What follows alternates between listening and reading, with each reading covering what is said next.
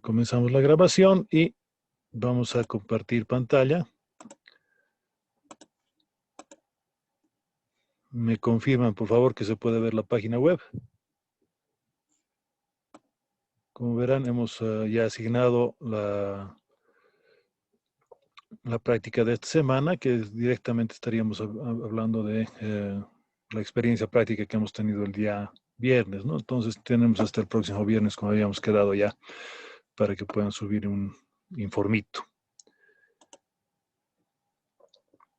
Hoy día vamos a ver un par de temas, a ver si nos alcanza el tiempo para ver los dos. Si no, lo vamos a chequear solamente este de fabricación de fibras ópticas. No sé si lo pueden ver la pantalla. ¿Puede alguien confirmar? Sí, se ve, ingeniero. Ok, continuamos entonces. Esencialmente tenemos que el método más usado para la fabricación de fibras ópticas es el de doble crisol, ¿no?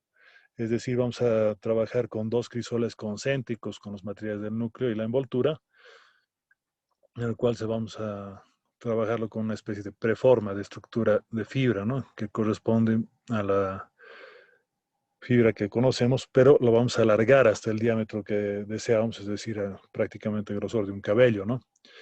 Este método tiene el problema del microbending que veíamos la anterior clase, la anterior semana, si es que hubiera vibraciones, ¿no? O tuviera un tamaño inadecuado de impurezas, ¿no? Esencialmente entonces tendríamos que son dos crisoles, ¿no?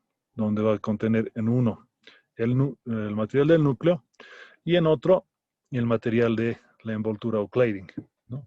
Entonces se va a calentar esto y va a ir saliendo por aquí la fibra. El otro método que se utiliza es el método de descomposición o deposición, perdón, de impurezas en fase de vapor, ¿no? Entonces aquí tenemos las impurezas, que generalmente es cloruro de silicio, cloruro de potasio, cloruro de germanio o bromuro de boro, ¿no? Entonces, lo que va a hacer es meter la impureza a través de lo que sería la pasada por acá de la fibra, ¿no? Donde estos gases se van a ir añadiendo en la cuestión de la impureza. No solamente se va a manejar eso para el caso de, como quien dice, el manejo de fibras específicamente en lo que sería DWDM, por ejemplo, ¿no? Donde va a amplificarse gracias a esas impurezas. El estirado de la preforma, directamente nosotros vamos a tomar en cuenta el espesor, ¿no? Y se va a ir envolviendo directamente en una bobina, ¿no? Esencialmente hay control, obviamente, de la velocidad del motor, ¿no? Donde va a ir la bobina girando a través de lo que se indica el motor y la fibra se va a ir enrollando directamente acá, ¿no? Al mismo tiempo se va estirando a un grosor deseado, ¿no? Esencialmente tendríamos entonces tres tipos de cables de fibras ópticas, ¿no? Donde en cada uno de estos tendría una fibrita, ¿no? Como la que hemos visto en la anterior clase. Entonces, se puede clasificar en el caso de planta externa como cables enterrados, cables aéreos o cables submarinos, ¿no? Por la estructura del cable, nosotros vamos a tener, en el caso ajustado, de 250 micras por cubierta de 900 micras. Y esencialmente estas van a ser aplicaciones de interior o exterior, esencialmente cortas, ¿ya?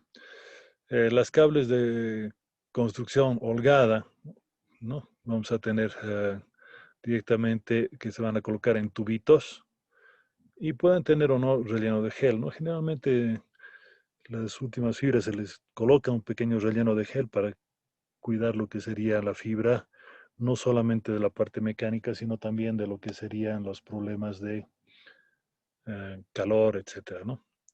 En las aplicaciones de exterior, con ambientes hostiles, por ejemplo, como cables aéreos, o peor todavía en el caso de los submarinos, ¿no?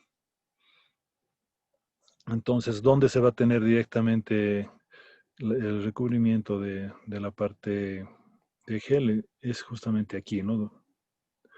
Adicionalmente, cuando hablamos de cables con varias fibras ópticas, se va a tener un cablecito para tener, generalmente esto es un dieléctrico como mica o asbesto, ¿no? Especialmente hay que tener cuidado con los asbesto porque al, al ingerir asbesto se puede tener lo que es cáncer, ¿no? Aunque actualmente no se tiene tanto asbesto, sino más Kevlar, ¿no? Igual el hilo de desgarre que se utiliza generalmente es de Kevlar. Aquí tenemos un recubrimiento de Mylar y tenemos en algún caso un recubrimiento de cinta antiflama, ¿no? Luego tendríamos los buffers donde vamos a tener directamente las fibras. Las fibras van a tener, como veíamos anteriormente, a ver, me voy a ir a una clase anterior.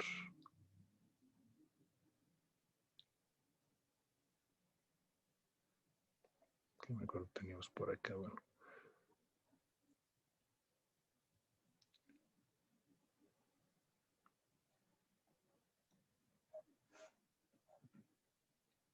Aquí está.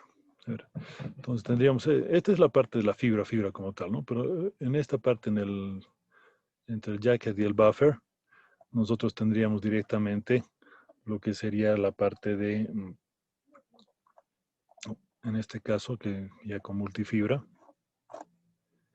En este lugarcito, ahí tenemos dentro de cada tubito, porque son tubitos de un material dieléctrico, ahí dentro tendríamos lo que sería eh, el gel, ¿no? Que va a cuidar la fibra como tal, ¿no? Luego tendríamos los famosos patch cores, que esto se fabrica en realidad, ¿no? Que pueden ser dobles o simples, ¿no? En este caso, por ejemplo, es un de distribución interior. Este puede ser de interior o exterior. Y aquí está, por ejemplo, el recubrimiento que decíamos. Y aquí tendríamos el interior o exterior, pero para armado directamente, ¿no? Lo interesante de este es que tiene su recubrimiento metálico, ¿no? Este tiene su reforzado, pero no tiene ningún recubrimiento extra, ¿no? Ahí se nota la diferencia cuando son para exterior y para interior, ¿no? Generalmente cuando hacemos el ejercicio de fusión de fibras se traen de todo un poco, ¿no?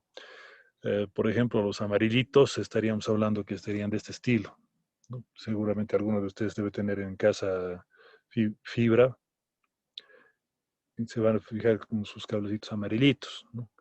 En la facultad, si ustedes recuerdan el laboratorio, ahí al fondo, arriba de la pizarra, tenemos también lo que es fibra, ¿no? Y ahí tenemos esa fibrita amarilla, ¿no? Estaría cayendo sobre esta de acá, ¿no? Sobre el patchwork simple, ¿no? Entonces, esencialmente, si lo vemos en un corte, aquí tendríamos el recubrimiento, ¿no?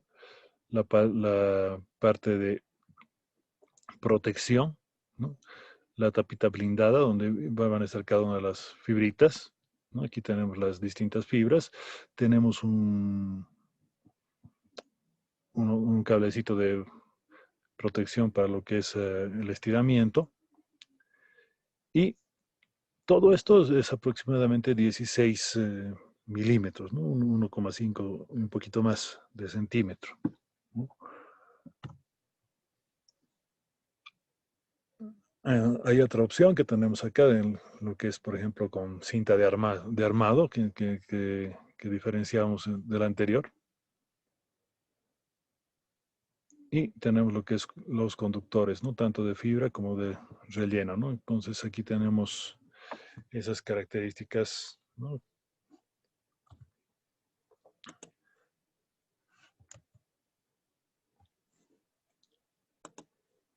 Estaba viendo en YouTube algunos videitos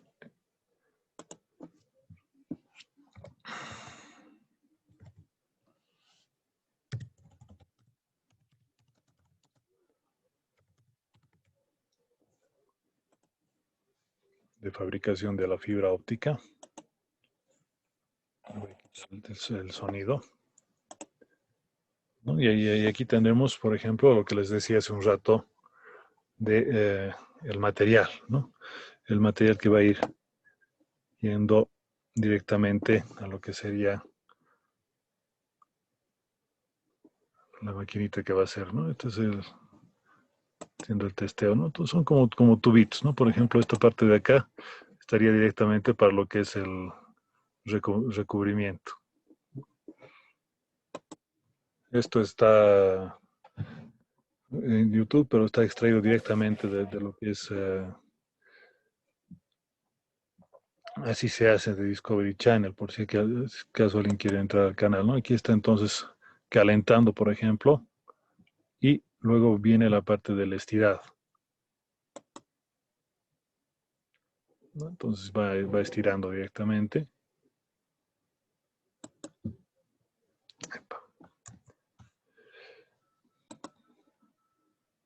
¿No? Ahí va calentando. Ahí se empiezan a colocar las impurezas.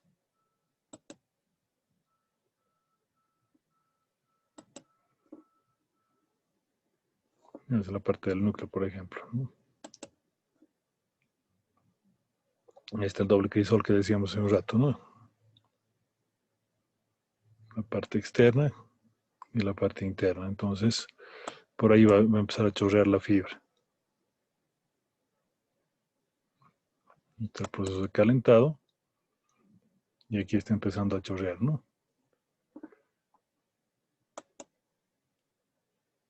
Y está saliendo directamente lo que es la fibra como tal, ¿no? Y le están poniendo un peso para que vaya siendo estirado poco a poco.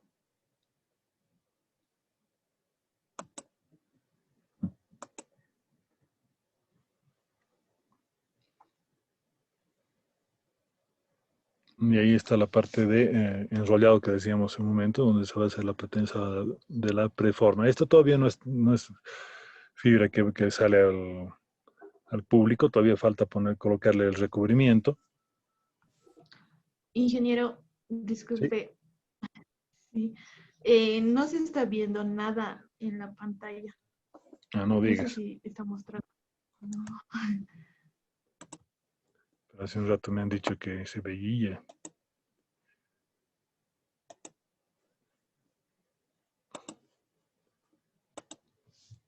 A ver, jalaremos de nuevo. A ver, ¿desde qué lugar nos ha visto? Desde el principio del video. Yo creo que sí, porque no se veía. Pero Ahora ahora se sí ve. se ve. Ahora se ve. Bueno, ahí Sí. están eligiendo los materiales. Lo voy a pasar un poquito más rápido. Están preparando los dos crisoles que decíamos.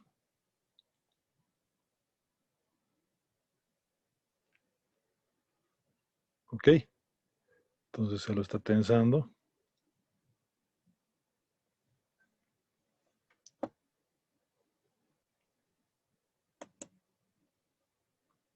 Y lo va a tensar la máquina.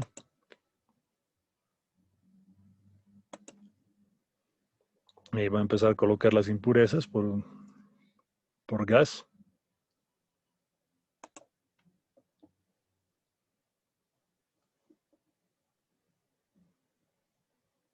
Y se nota claramente lo que sería el núcleo y el recubrimiento, ¿sí?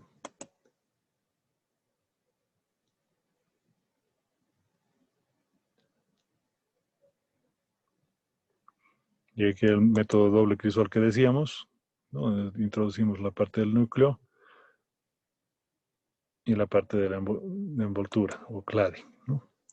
Exacto, le colocan el peso. Por aquí había.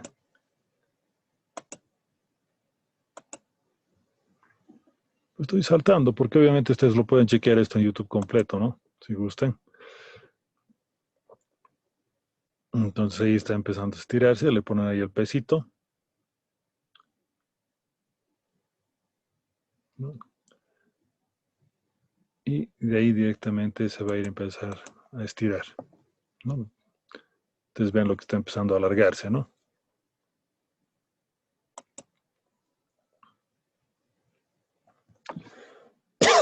Entonces aquí estamos alargando la fibra. Y luego, a ver, por aquí más o menos, una vez que ya tenemos el grosor deseado, se va a ir envolviendo en la bobina.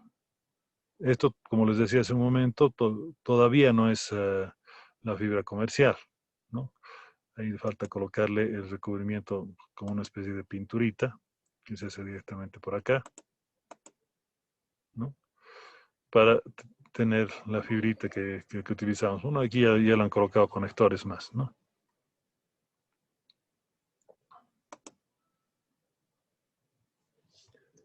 Ok.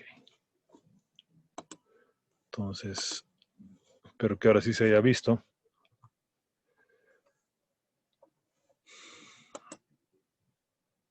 ¿Alguna preguntita de lo que sería la fabricación?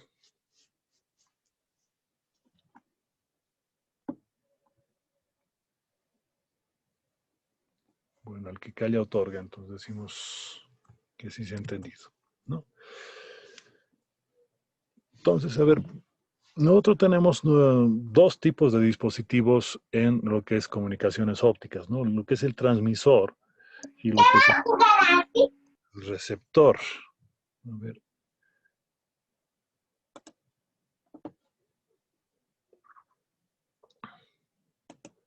Me he hecho saltar acá la...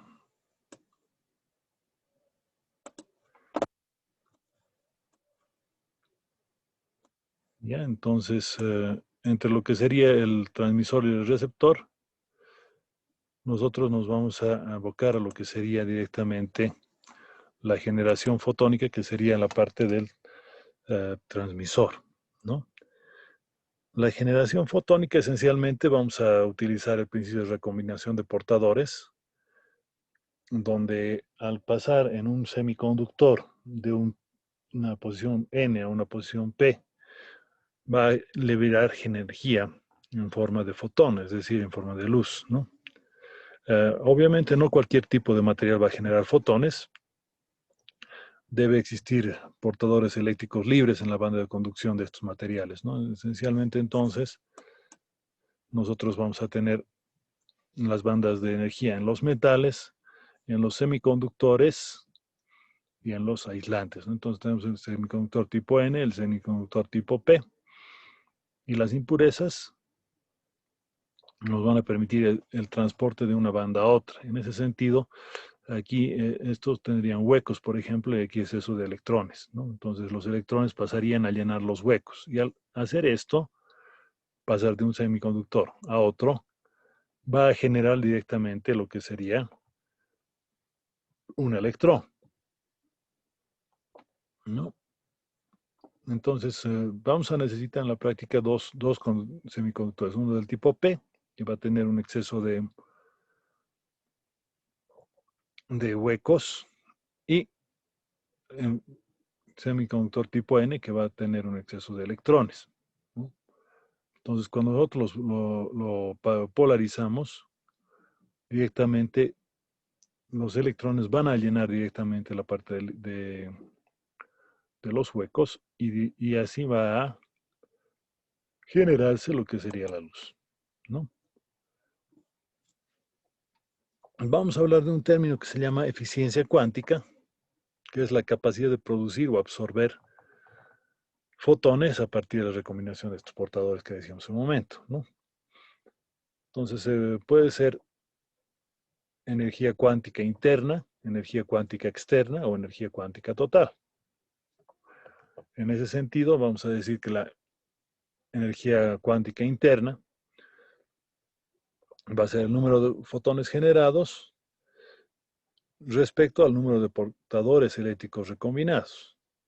La externa va a ser el número de fotones que contribuyen a la salida respecto a aquellos que han sido generados. Y si nosotros multiplicamos ambos, vamos a tener la energía o el coeficiente total, ¿no? Donde va a estar número de fotones que contribuyen a la salida respecto a los portadores eléctricos recombinados, ¿no? O sea, en otras palabras, la multiplicación de este factor por este factor. No, hay dos tipos de fuentes de luz que vamos a utilizar, la fuente LED y la fuente láser, ¿no? Esencialmente, el láser va a estar trabajando en lo que sería un semiconductor tipo P y un semiconductor del tipo N, es decir, vamos a trabajar como si fuera simplemente un diodo, y lo que va a ser una recombinación de portadores, como decía, ¿no? Saltando lo que sería de la banda de conducción a la banda de valencia, y al pasar por lo que sería el nivel de Fermi, estaríamos hablando de la banda prohibida de gap que estaríamos tomando en cuenta. Esto estaríamos hablando de un principio de física cuántica que dice que ningún electrón puede quedarse en lo que es el nivel de Fermi. Entonces, para pasar al nivel de Fermi, necesitaríamos de cambiar lo que sería la energía, y esa energía se convierte en luz, ¿no? Entonces, el fotón es producido por esta recombinación de portadores al vencer lo que sería la banda de Fermi.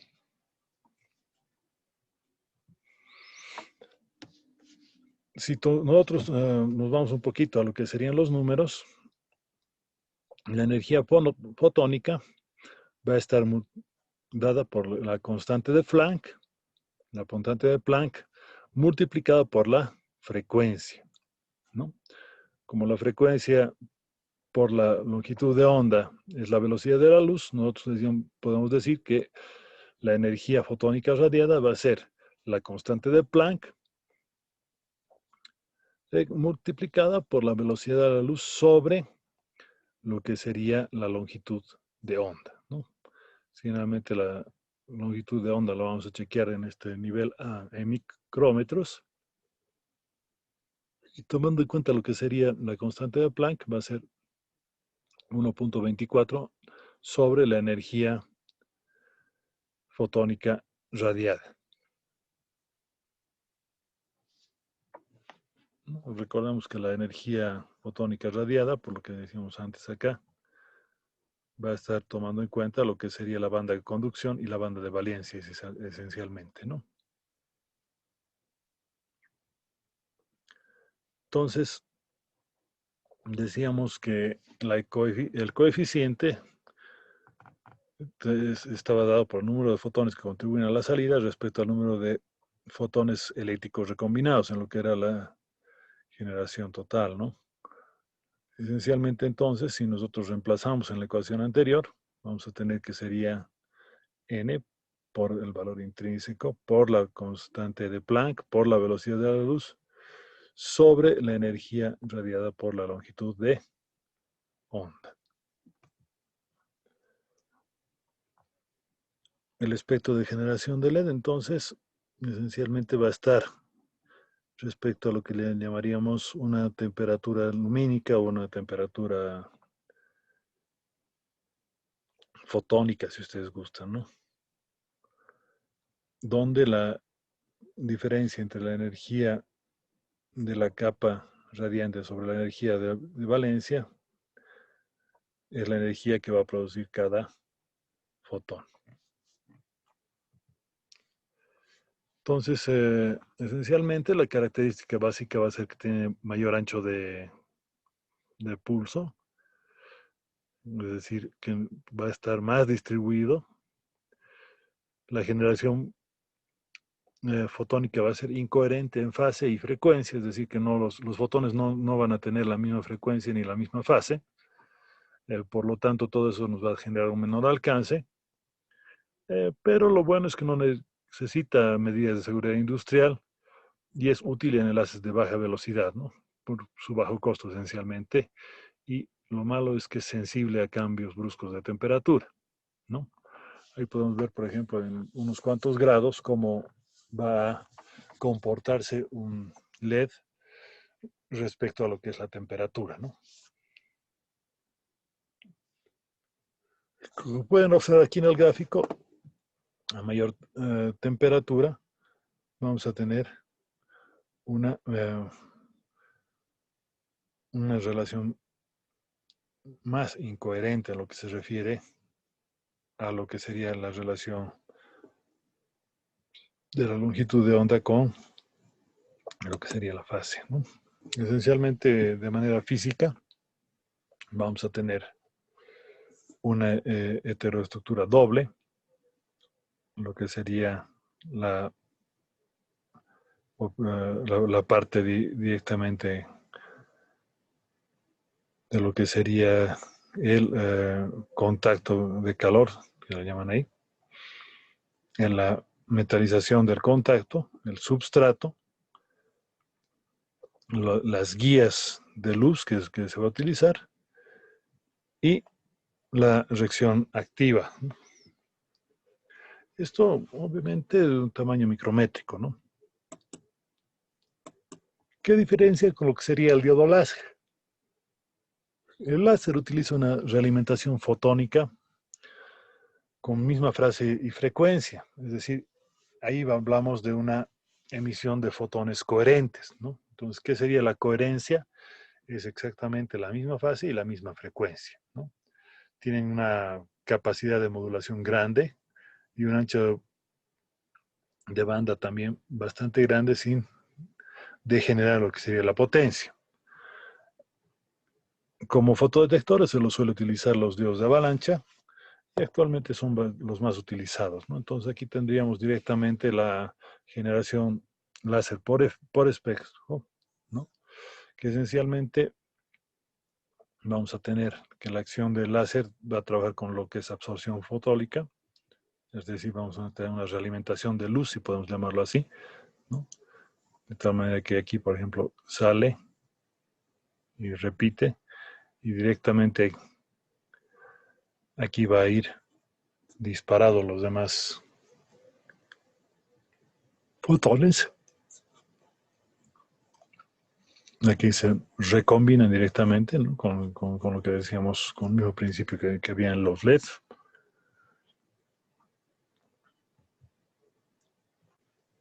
La parte de generación, el de realimentación fotónica puede estar utilizado por la cavidad de Farby-Perrot o por el método de distribución de retropropagación láser, ¿no?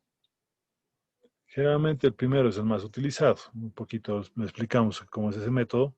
Directamente aquí tenemos ese espejo que va a ir realimentándose, ¿no? Como quien dice, va a ir rebotando aquí los distintos fotones, ¿no? De tal manera que una vez que ya hayan terminado de rebotar, todos van a ir hacia un lado directamente, ¿no? El oscilador láser de Farby-Perrot va a trabajar con lo que sería un medio activo, lo que serían dos cargas restrictivas ópticas, pero, y lo que sería la potencia de incidencia óptica, ¿no? Entonces el grupo fotónico queda confinado en la región de producción activa. Como decíamos, esto está limitado por espejos semirreflectivos. La luz que atraviesa estos espejos sirve para alimentar la fibra como tal. Y lo que va rebotando va a trabajar con la misma fase y frecuencia, ¿no? Esto también se lo conoce como oscilador láser, ¿no? Tomando la condición de ganancia, tendríamos que se va a establecer directamente que la ganancia va a ser mayor a la amplitud de la cavidad dividido 1 sobre 2L por el logaritmo de los radios de las dos posiciones, ¿no? Entonces tendríamos esencialmente dos regiones para la generación, bueno, tres para la parte de láser. La región que va a cumplir la ganancia de forma segura, de manera estable, y generalmente es cuando se utiliza para la polarización del láser, ¿no? La otra zona se trabaja en condiciones estrictas de ganancia y es inestable, ¿no? ¿Por qué es inestable? Porque fácilmente se puede ir a este lado o a este otro lado, ¿no? Es conocida como condición o nombre de superluminiscencia y aquí directamente no brilla, ¿no? Si brilla va a ser prácticamente como un LED. Ahí tenemos lo que es la relación de potencia en cada una de las regiones en la generación láser. En función de la temperatura, mientras más alta la temperatura, la eficiencia se va a disminuir, ¿no? La corriente de disparo con mayor temperatura se va a producir también de forma incremental. La variación de la corriente de disparo va a tener una subida exponencial en función de la temperatura, si se dan cuenta con esta grafiquita de acá, ¿no? Que es lo que está traduciendo directamente esta relación de disparo de acá respecto a lo que sería la temperatura.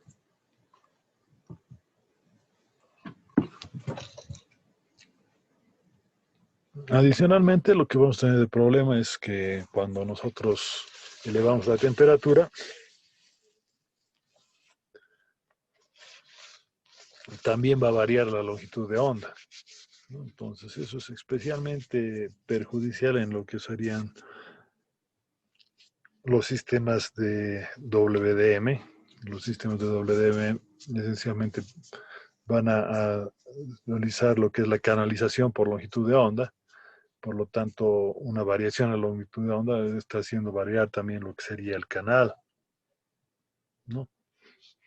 Es por eso que tendríamos problemas esencialmente, ¿no?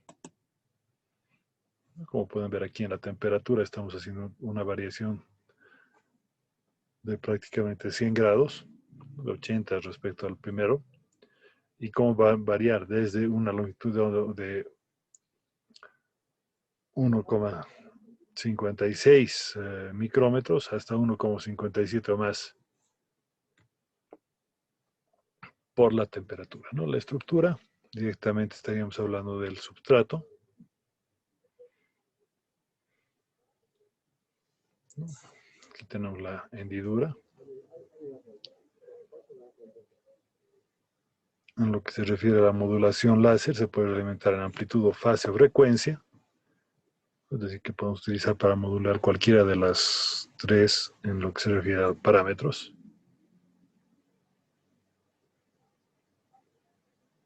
Bueno, ¿qué hora es?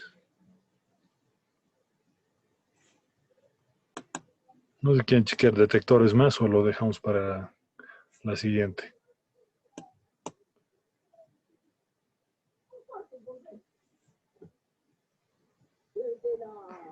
Calladitos.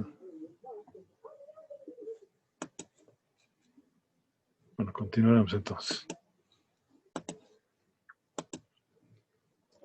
Detectores más chequearemos hoy día.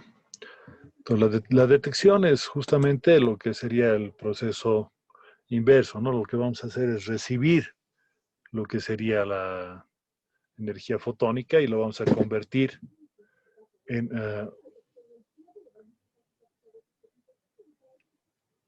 lo que sería electricidad, ¿no?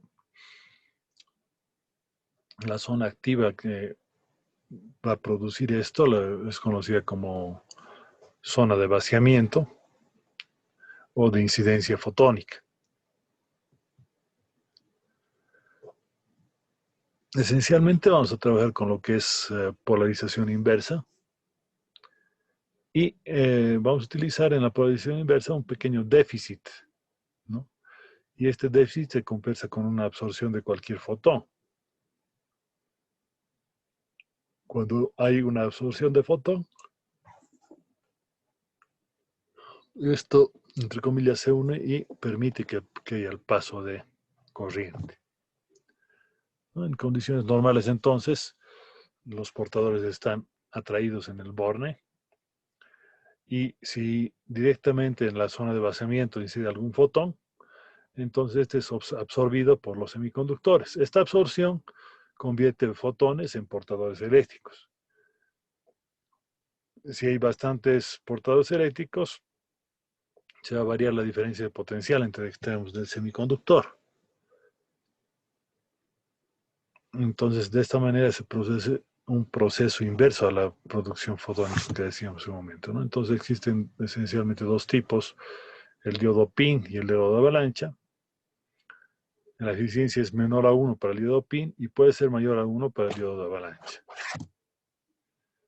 tomando en cuenta que la eficiencia, que sería el número de portadores detectados respecto al número de portadores o fotones, si se quieren, incidentes, ¿no?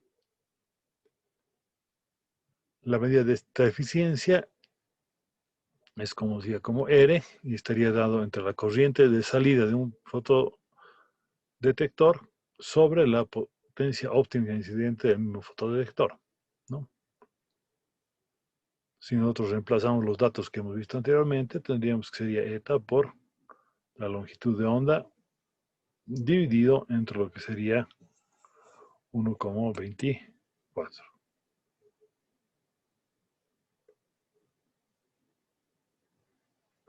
Aquí los fotones incidentes son capturados y dirigidos hacia la región intrínseca, donde la energía es absorbida gracias a la polarización inversa del semiconductor. En caso de avalancha, entonces, se va a producir, como su nombre lo indica, un tipo de avalancha. Y generalmente hacíamos una dinámica en el curso de cómo se produce una avalancha. Y si comparamos, obviamente, el diodo de avalancha es mucho mejor, pero con una estructura un poco más compleja y con más corriente polarización. Respecto al PIN, que es un poco más lento y depende bastante de lo que es la temperatura para recibir mejor o no.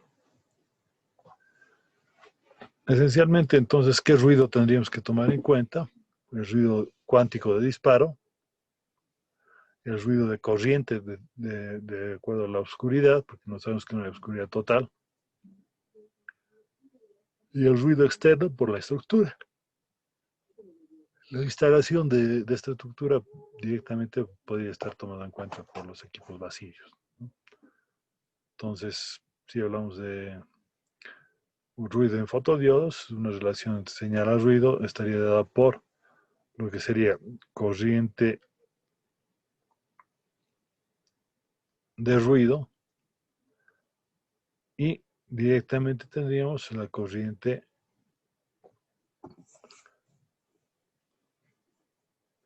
respecto a lo que estamos midiendo, o también conocida como corriente eficaz. Bueno, ahí habríamos acabado lo que sería fotodetectores y fotoemisores.